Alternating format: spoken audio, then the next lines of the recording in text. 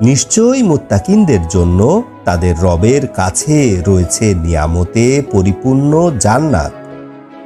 আমরা কি আত্মসমর্পণকারীদেরকে এবং অপরাধীদের সমান করব? তোমাদের কি হয়েছে? তোমরা কিভাবে রায় দিচ্ছ?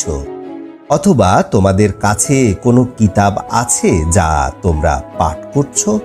নিশ্চয় উহাতে তোমাদের জন্য রয়েছে তোমরা যা আদেশ করবে তাই।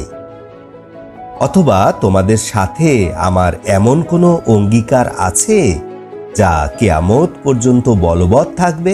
নিশ্চয় তোমাদের জন্য উহাই যা তোমরা আদেশ করবে।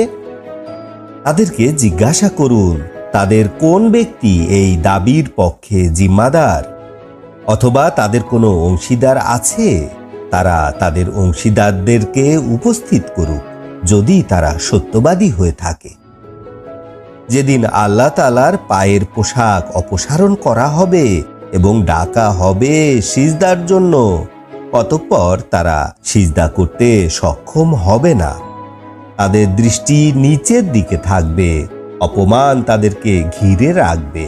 দুনিয়ায় তাদেরকে সিজদার জন্য ডাকা হতো, তখন তারা ছিল সুস্থ। অতঃপর ছেড়ে দাও আমাকে এবং তাদেরকে, যারা এই বাণীকে অস্বীকার করেছে। আমি তাদেরকে ঢিল দিয়ে দিয়ে ধরব, এমনভাবে যে তারা জানতে পারবে না, এবং আমি তাদেরকে ঢিল দিব। নিশ্চয় আমার কৌশল অতিশয় মজবুত।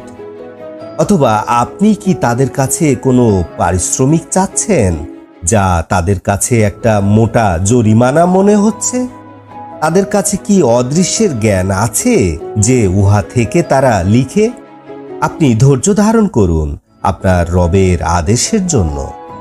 আপনি মাসওয়ালার মতো হবেন না, যখন সে দুঃখ বেদনায় ভরপুর মন নিয়ে আল্লাহকে ডাক দিয়েছিলেন। তার রবের অনুগ্রহ যদি তার কাছে না পৌঁছত, তবে সে লজ্জিত অবস্থায় খোলা প্রান্তরে নিক্ষিপ্ত হতো। অতঃপর তার রব তাকে মনোনীত করলেন এবং তাকে সৎকর্ম পরায়ণদের মধ্যে সামিল করলেন। কাফিররা যখন কোরআন শুনতে পায়, মনে হয় যেন তখন তাদের চক্ষু দ্বারা আপনাকে পিছলে ফেলে দিবে এবং বলে, নিশ্চয়ই সে পাগল। নিশ্চয়ই কোরআন বিশ্ব জগতের জন্য উপদেশ। আলহামদুলিল্লাহে রাব্বিল আলামিন।